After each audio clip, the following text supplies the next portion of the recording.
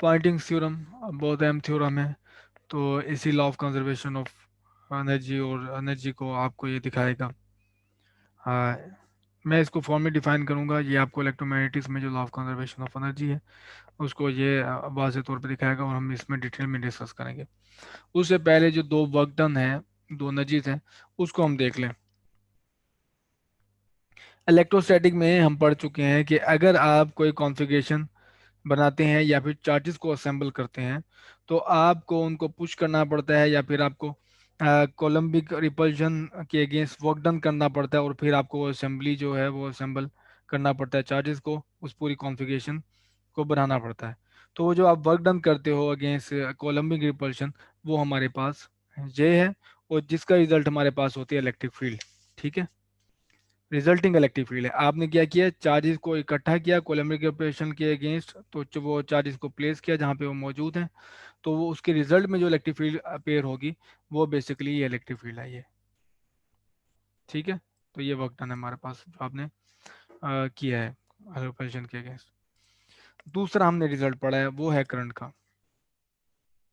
तो इसी तरह अगर आप करंट के अगेंस्ट करंट पे वर्क डन करते हो, चार्जेस पे वर्क डन करते हो कि वो फ्लो होते रहें, करंट फ्लो होता रहे against B back EMF, against B के बैक ईएमएफ आप वर्क डन करते रहो, तो वो वर्क डन ये है और उसके नतीजे में जो मैग्नेटिक फील्ड बनती है वो ये है हमारे पास। ठीक है, इस वजह से हम कहते हैं कि जो वर्क डन आपने किया है कि चार्ज जिसमें करंट फ्लो होता रहे वो किस में स्टोर हुआ है, मैग्नेटिक फील्ड में। और इधर जो वर्क डन आपने किया था वो चार्जेस की कॉन्फ़िगरेशन को क्रिएट करने के लिए, तो वो स्टोर हुआ है जाके इलेक्ट्रिक फील्ड में। तो ये जो इलेक्ट्रिक इलेक्ट्रिक फील्ड और मैग्नेटिक फील्ड ये उन वर्क्स का नतीजा है। तो इस केस में जो टोटल एनर्जी होगी, आप दोनों सिनेरियोज को अगर इकट्ठा कर लें, इलेक्ट्रोस्टैटिक को भी और मैग्नेटोस्टैटिक को भी, तो टोटल जो एनर्जी होगी इलेक्ट्रोमैग्नेटिक में वो वन ओवर टू देखे दोनों के साथ आ रहा है, इलेक्ट्रिक के साथ एप्सिलॉन नॉट आ रहा है, मैग्नेटिक के साथ वन ओवर म्यू नॉट आ रहा है। तो ये दोनों पे वॉल्यूम इंटीग्रल है। ये इक्वेशन हमने देखी हुई है। ठीक है, पहले भी हमने इसको जब ये ड्राइव किया था मैग्नेटिक फील्ड तो दोनों को अलग अलग देखा था। लेकिन हमारा एम ये है to derive above equation more generally in the context of the energy conservation law for electrodynamics. हमारा मेन एम ये है कि हमने in the context of energy conservation law for electrodynamics हमने इस इक्वेशन को ड्राइव करना है जनरल वे में। ठीक है, तो आइए स्टार्ट करते हैं। तो इनिशियल स्टेटस या इनिशियल हमारे पास वो सेटअप ये है, some charge and current configuration which at time T. तो हमने कोई सपोज की हुई है एक चार्ज और current configuration at time T पे जो कि इलेक्ट्रिक फील्ड प्रोड्यूस करी है इलेक्ट्रिक ई और मैग्नेटिक फील्ड प्रोड्यूस करी है बी। और नेक्स्ट इंस्टेंट में डी टी यानी कि स्मॉल इंटरवल के बाद तो चार्ज मूव होता है अराउंड अ बिट, सिर्फ थोड़ा सा चार्ज यहाँ पे मूव होता है। तो क्वेश्चन हम ये करते हैं, how much work D W is done by the electromagnetic force acting on these charges in the interval D T. तो जो मोमेंट हुई है चार्ज की, अगेन अगर मैं सेटअप करूँ तो हमारे पास ये कोई रीजन है। ठीक है, और उधर हमारे पास चार्जेस मौजूद हैं, Q, Q2, Q3, Q4 and so on. ठीक है, तो एक ये जो चार्जेस हैं नेक्स्ट इंस्टेंट पे, ये नेक्स्ट इंस्टेंट था टी, ये इनिशियल कंडीशन है। नेक्स्ट एक टाइम इंटरवल के बाद डी टी, ये चार्जेस मूव होते हैं यहाँ पे। तो ये थोड़ा सा चार्ज मूव है, ये चार्ज मूव है, ये चार्ज मूव है, ये चार्ज मूव है, तो ये चार्ज मूव है। तो हमारा क्वेश्चन ये है, how much work D W is done by the, जो मूवमेंट हुई है यानी कि आपकी जो मूवमेंट हुई है जाहिर सी बात है उसमें पोटेंशियल एनर्जी भी इधर चेंज होगी और आपके पास वो जो है मूव होने से काइनेटिक एनर्जी भी इंट्रोड्यूस होगी। तो वो किसने वर्क डन किया, ई एम फोर्सेज ने वर्क किया है। ठीक है, किस इंटरवल में, डी टी में। तो हम ये जानना चाहते हैं वो कितना वर्क किया है कि जो ये इनकी मूवमेंट हुई है। तो ये हमारा प्रॉब्लम है जिसको हमने एड्रेस करना है। तो हम स्टार्ट करेंगे लोरेंस फोर्स से। लोरेंस फोर्स से के बाद जितना उन्होंने डिस्प्लेसमेंट किया है डीएल, उसके साथ डॉट ले लें फोर्स के साथ, तो ये हमारे पास वो small amount of work done होगा। जबकि लोरेंस फोर्स हमारे पास होती है Q E plus V cross B, ये इलेक्ट्रिक फील्ड और ये हमारे पास मैग्नेटिक फील्ड क्रॉस प्रोडक्ट है। डॉट लेंगे वी डी के साथ, यहाँ पे डी एल है, डी एल को आप कन्वर्ट कर सकते हो वेलोसिटी और टाइम में, जो आपके पास फॉर्मूला है V is equal to S divide by time, ठीक है। तो इससे यहाँ से मैंने चेंज किया, ये एस मेरे पास डिस्टेंस है, टाइम उधर जाके मल्टीप्लाई हो जाएगा, तो एस की जगह पे आप वी टू लिख सकते हो। तो v और इसका क्रॉस प्रोडक्ट हमारे पास, तो v का क्रॉस प्रोडक्ट b के साथ और डॉट लेंगे v के साथ अगर आप, तो ये हमारे पास फ्रॉम ज़ीरो हो जाएगी, जबकि पास डॉट प्रोडक्ट हमारे पास आएगा सिर्फ Q E dot V D T. तो यहाँ से वाज़े तौर पर ये कोई नई चीज़ नहीं है, हमें पहले से पता है कि मैग्नेटिक फील्ड कोई वर्क डन नहीं करती। तो नेक्स्ट है कि हमारे पास यही स्मॉल अमाउंट ऑफ वर्क, इसमें मैंने ये किया है कि क्यू की जगह पे इसकी वैल्यू पुट कर दी है। तो ये हमारे पास चार्ज डेंसिटी, आपको पता है वो डेंसिटी इज इक्वल टू होती है चार्ज डी क्यू या Q divide by D tau, ठीक है, चार्ज डिवाइड बाय वॉल्यूम। तो मैंने यहाँ पे क्यू की जगह पे क्यू डी टी पुट कर दिया, बाकी इक्वेशन एज इट इज़ है। और इसके साथ ही एक और मैं चीज़ करता हूँ कि हमें पता है कि जे इज इक्वल टू होता है from chapter number 2 rho V के, ठीक है। तो रो इसको और वी को इकट्ठा करके मैंने जे बना दिया, तो ये डॉट जे आ गया। बाकी ये डी टी, डी टाउ और डी टी ये एज इट इज़ है। तो ये हम पहुँचे यहाँ पे इक्वेशन नंबर, रिजल्ट नंबर 2 पे। तो F dot D L is equal to D tau E dot J D T हमारे पास। तो अब जो टोटल वर्क डन होगा, so work done on all the charges in volume V, तो जो टोटल वर्क डन होगा हमें उस वॉल्यूम पे इसको इंटीग्रेट कर देंगे रिजल्ट को। लेकिन ये टोटल वर्क डन नहीं है, ये टोटल वर्क डन पर यूनिट टाइम है, ये देखें। तो मैंने यहाँ पे क्या किया है, ये था डी डब्ल्यू लेट से, और डी टी को इस तरफ ले जाओ, और बाकी हमारे पास एक्सप्रेशन रह जाएगा ये, और इंटीग्रल ले लिया हमने, ठीक है, वॉल्यूम पे। तो टोटल वर्क डन आ गया हमारे पास, और ये आ गया E dot J D tau on whole volume, integration on on a whole volume. तो ई डॉट जे को हम एक मरतबा इंटरप्रेट कर दें, तो ई डॉट जे इसके राइट हैंड साइड से, लेफ्ट हैंड साइड से आपको पता चलेगा ई डॉट जे बेसिकली क्या है ये। तो ई डॉट जे है वर्क डन पर unit time per unit volume. ये है इसकी एक डेफिनेशन कि ई डॉट जे है वर्क डन पर यूनिट टाइम और पर यूनिट वॉल्यूम, ठीक है, क्योंकि आप इसको वर्क पर यूनिट टाइम बनाने के लिए आपको वॉल्यूम से भी मल्टीप्लाई करना पड़ेगा इस टर्म को, ठीक है। जैसे कि ये यूनिट कंपैरिजन है और कुछ नहीं है, ये क्वांटिटी वर्क पर यूनिट टाइम और वॉल्यूम होगी, तभी जाके ये डी टाउ जो वॉल्यूम है इससे कैंसिल आउट होगी, और फिर आपके पास equation right hand equation left hand equation के इक्वल होगी। तो यूनिट कंपैरिजन और कुछ नहीं। तो ई डॉट जे हमारे पास फिजिकली क्या है, वर्क डन पर unit time per unit volume, या फिर आपको पर यूनिट टाइम को सेपरेट कर लो, पर यूनिट टाइम को हम कहते हैं पावर, ठीक। या फिर आप कहोगे ई dot J is power delivered per unit volume, ठीक है, वॉल्यूम वही रहेगा, पर यूनिट टाइम को इकट्ठा करके हमने पावर बना दिया। आपको पता है एनर्जी पर यूनिट टाइम हमारे पास पावर होती है, और यहाँ पे आ जाएगा power delivered per unit volume. अच्छा, यहाँ से हमारा एक नया टास्क स्टार्ट हो जाता है कि हम जो ये ई डॉट जे है इसको टोटली एक्सप्रेस कर सकते हैं, और करेंगे हम वो totally in terms of field. इसमें ई डॉट जी है, इसमें इलेक्ट्रिक फील्ड है, और साथ साथ इसमें करंट है। जबकि हमने क्या देखना था, हमने ये देखना था कि work done due to fields, तो हम टोटली जो एक्सप्रेशन है उसको फील्ड की टर्म में ट्रांसलेट करना चाहते हैं। तो हम स्टार्ट करेंगे ई डॉट जे से, E dot J is equal to 1/म्यू naught E dot del cross B minus mu naught E dot partial E और पार्शल टी। अच्छा, ये मैंने क्या किया इसमें, इसमें मैंने किया है आपके पास जो वो Ampere's law with Maxwell correction, वो हमने यूज़ की हैं। तो वो था del cross B is equal to mu naught J plus mu naught epsilon naught और पार्शल ई और पार्शल टी। ठीक है। तो यहाँ से आप जे की वैल्यू एक्सट्रैक्ट कर लें, ये जो यहाँ पे प्लस हो रही है, वहाँ जाके आपके पास डिफरेंस हो जाएगा, नेगेटिव हो जाएगी। और म्यू नॉट जो है पूरी इक्वेशन से अगर डिवाइड कर दें तो इस एक्सप्रेशन के साथ म्यू नॉट आ जाएगा, और इससे म्यू नॉट कैंसिल आउट हो जाएगा। तो इस वजह से ये जे का जो यहाँ से एक्सट्रैक्ट करके मैंने वैल्यू यहाँ पे पुट की है। अम्पेयर्स मैक्सवेल जो करेक्शन के साथ Ampere's law with Maxwell correction. इसके बाद मैं यूज़ करता हूँ प्रोडक्ट रूल, और प्रोडक्ट रूल नंबर हमारे पास यहाँ पे 6 है, जो कि ये बताता है कि दो वेक्टर का कर्ल अगर और हो उसकी डाइवर्जेंस ली जाए तो वो इक्वल टू होगी C dot curl of A minus A cross del cross C. ठीक है। लेकिन मैं इसको इंश्योर कर लूँ कि ये हमारे पास यही रिजल्ट है, मैंने मिस्टेक कर दी है।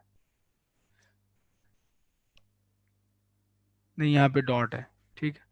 तो ये मेरे पास है डॉट, यहाँ पे dot C dot curl of A minus A dot curl of C. तो नेक्स्ट हमारे पास आया, इधर मैंने कोई मिस्टेक नहीं की, तो ये एग्जैक्टली exactly यहाँ पे हमारे पास यहाँ पे वेक्टर थे ए क्रॉस सी, ए सी थे वेक्टर, उससे कॉरस्पॉन्डिंगली ए मैंने रिप्लेस कर दिया ए के साथ, सी रिप्लेस कर दिया बी के साथ, तो हमारे पास वही रिलेशन आ जाएगा जो ऊपर है। तो यहाँ पे मैंने इसके बाद रिप्लेसमेंट की है, और रिप्लेसमेंट ये इस तरह से की है कि इस टर्म को मैं ले गया हूँ इस तरफ, और इस टर्म को ले आया हूँ इस तरफ। ठीक है। A dot del cross B is equal to B dot del cross E, ये एज इट इज आ गई, minus del dot E cross B. वो मैंने क्यों करना था, मैंने अब ये वैल्यू पुट कर सकता हूँ यहाँ पे।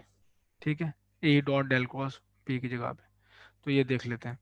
तो हम इसे दोबारा पुट करें, और उस पुट करने से पहले मैंने एक और काम किया है, वो ये हमने फ्राइडेज लॉ यूज़ कर लिया। फ्राइडे लॉ होता है डेल क्रॉस ई, यानी कि curl of electric field is equal to minus partial B और partial T. Curl of electric field is equal to minus partial B और पार्शियल टी। तो एक रिलेशन ये पुट कर दिया मैंने। तो अब हम इसको रिलेशन को दोबारा पुट करते हैं यहाँ पे, इस जगह पे। तो इस जगह पे मैंने रिलेशन पुट किया, तो पहली टर्म आएगी हमारे पास minus B dot partial B और पार्शियल टी, जो कि आप ये देख रहे हो। और दूसरी टर्म है मेरे पास ये वाली जो आप देख रहे हो, माइनस वन ओवर पास mu naught del dot E cross B. और तीसरी टर्म हमारे पास ये रही यहाँ से। ठीक।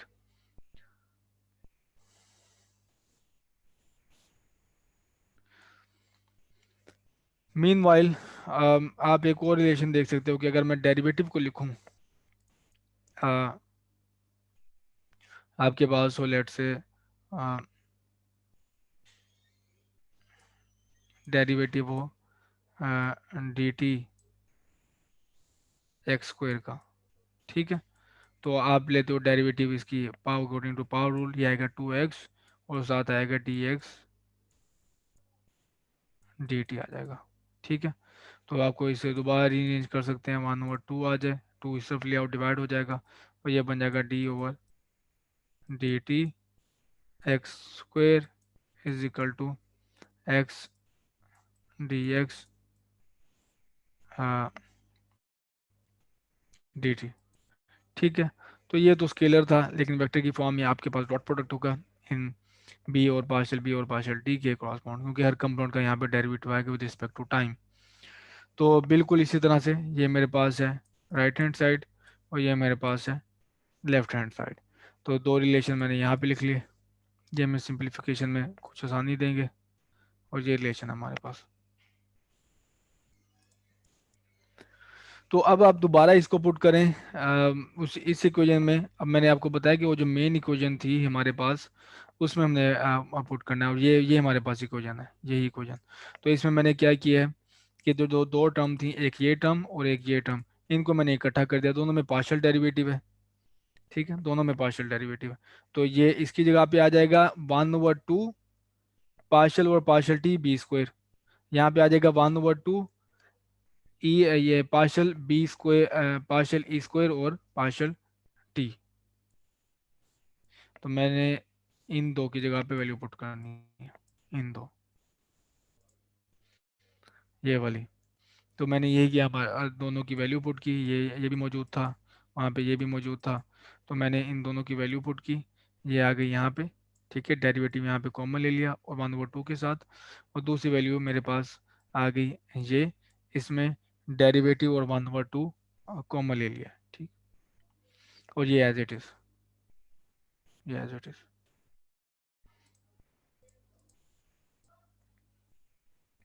तो अब जो हमारे पास वो जो मेन इक्वेशन थी जहाँ से हमने स्टार्ट किया था, जहाँ से मैंने रिप्लेसमेंट स्टार्ट की थी, वो थी ये derivative of W is equal two plus E dot J D tau और इंटीग्रेशन ओवर होल वॉल्यूम। तो ये एक टर्म इसका, इसकी इंटीग्रेशन आएगी साथ, क्योंकि इधर पुट किया आपने तो इंटीग्रेशन आएगी, तो इसकी पूरी वॉल्यूम इंटीग्रेशन आप देख लो। तो डी टी को मैंने बाहर निकाल लिया, क्योंकि ये इंटीग्रे डेरिवेटिव है विद रिस्पेक्ट टू टाइम, जबकि इंटीग्रेशन हमारे पास विद रिस्पेक्ट टू स्पेस है, तो आप पहले भी लेके आ सकते हैं। तो वह ये जो इंटीग्रेशन है ये वाली, ये यहाँ पे आ गई 1/2 माइनस यहाँ पे बाहर है epsilon naught D square plus 1/म्यू naught B square D tau है। और दूसरी यहाँ पे भी वॉल्यूम इंटीग्रेशन आनी थी, यहाँ पे वॉल्यूम इंटीग्रेशन थी, जो कि ये यहाँ से आ रही है, ये वॉल्यूम इंटीग्रेशन यहाँ पे आ गई। तो वॉल्यूम इंटीग्रेशन को डाइवर्जेंस थ्योरम के मुताबिक आप चेंज कर सकते हो क्लोज सरफेस इंटीग्रल में, तो मैंने वो यहीं पे यही किया है। तो divergence of E cross B whole integral over volume is equal to close surface integral of E cross B. तो ये जो हमने वॉल्यूम कंसीडर किया वो चार्ज है, चार्ज इस वॉल्यूम में है, वॉल्यूम में है, और ये एस है उस वॉल्यूम की बाउंड्री। तो चार्ज इस वॉल्यूम में है वी है, और उस वॉल्यूम का जो बाउंड्री है या सरफेस है वो एस है। तो इसको हम कहते हैं पॉइंटिंग थ्योरम। ये जो इक्वेशन आप देख रहे हो ये है पॉइंटिंग थ्योरम, मैं इसको लेबल कर सकता हूँ,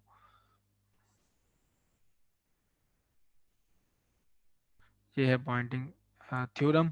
और या फिर आप इसकी एक और स्टेटमेंट है वो कहते हैं work energy theorem of electrodynamics. तो अभी तक हमने काफ़ी मैथमेटिक्स से भी यूज़ किया, और अब इस पे अब आते हैं इसकी इंटरप्रिटेशन पे। जो फर्स्ट टर्म है हमारे पास वो है energy stored in the electric field. ठीक है, जो वॉल्यूम में चार्जेस स्टोर्ड हैं उनकी जो उनकी स्टोर करने के बाद जो इलेक्ट्रिक फील्ड और मैग्नेटिक फील्ड क्रिएट हुई हैं, तो उसमें जो एनर्जी मौजूद है वो है ये पहली टर्म। ठीक, इसमें तो हमें कोई दो राय नहीं थी। पहली दो टर्म जो दूसरी टर्म है वो कंपैरेटिवली न्यू है हमारे लिए। तो इसको डिफाइन करते हैं in words, the rate at which energy is carried out of volume V by electromagnetic field. तो हमारे पास हमने इमेजिन किया था ये है जिसमें चार्जेस हैं,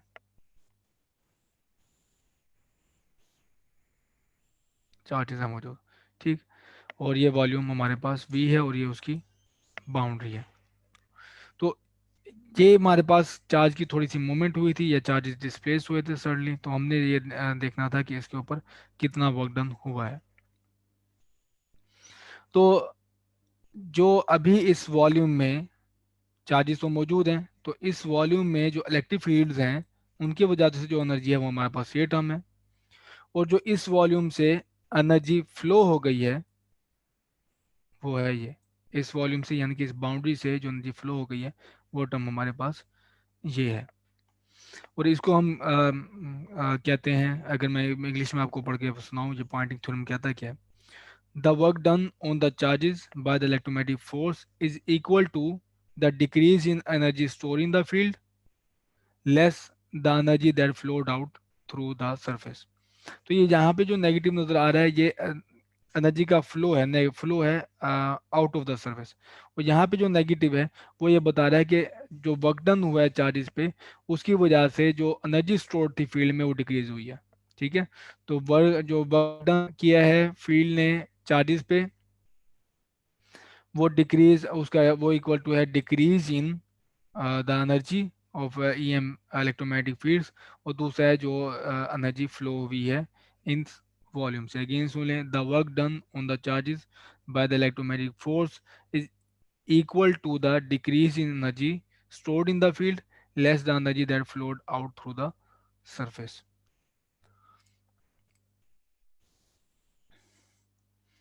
तो इस एस वेक्टर को हम डिफाइन करते हैं, इसको हम कहते हैं Poynting vector. The energy per unit time per unit area transported by the field is called Poynting vector. तो ये हम आगे भी इसको बारह देखेंगे, खासतौर चैप्टर नंबर 9 में।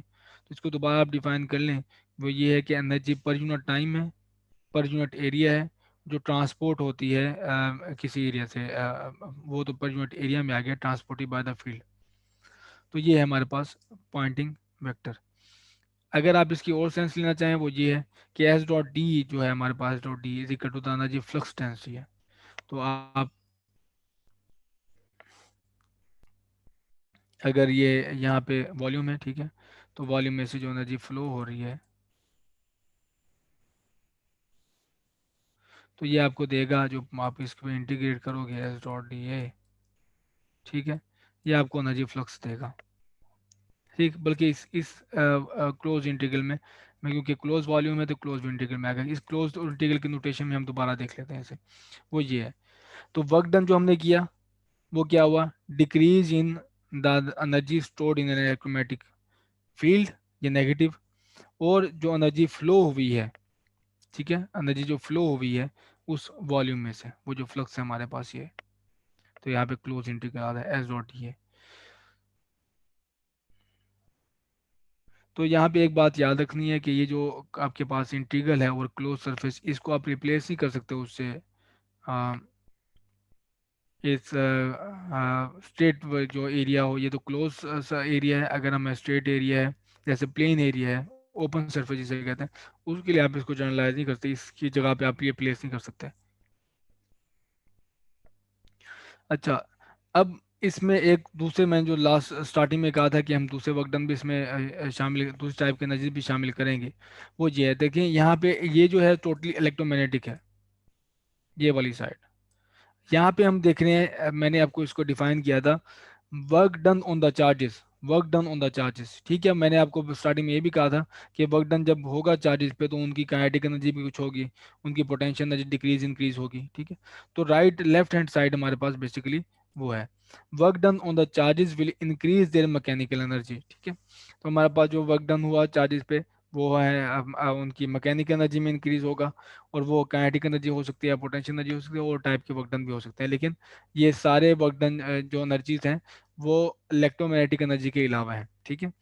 तो हमने लेट किया यहाँ पे हमारे पास जो वर्क डन पर यूनिट टाइम है वो इज इक्वल टू है मैकेनिकल एनर्जी डेंसिटी, तो ये मेरे पास टर्म है मैकेनिकल एनर्जी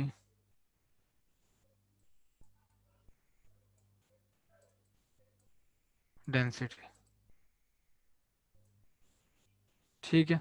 तो इस नोटेशन में मैं लिख लिया, तो ये पूरा वो इंटीग्रल किस पे, उसी वॉल्यूम पे जिसमें चार्जेस पड़े हुए हैं। तो ये नोटेशन हमें हेल्प आउट करेगी वो ऐसे, ये देखें, ये हमने ऑलरेडी पता है हमें, ये है इलेक्ट्रोमैग्नेटिक एनर्जी डेंसिटी, जिसमें दोनों है इलेक्ट्रोमैग्नेटिक एनर्जी डेंसिटी, हमने ये चैप्टर नंबर 6 में भी इसको देखा था, 1/2 epsilon naught E square plus 1/म्यू नॉट बी स्क्वायर। तो अब इनको कंबाइन करते हैं, ये हमारे पास आ जाएगी यहाँ, ठीक है, और ये हमारे पास आ जाएगी ये इस तरफ, ये बन जाएगी लेफ्ट साइड, और ये बन जाएगी हमारे पास राइट हैंड साइड में, ये पुट होगी ये टर्म।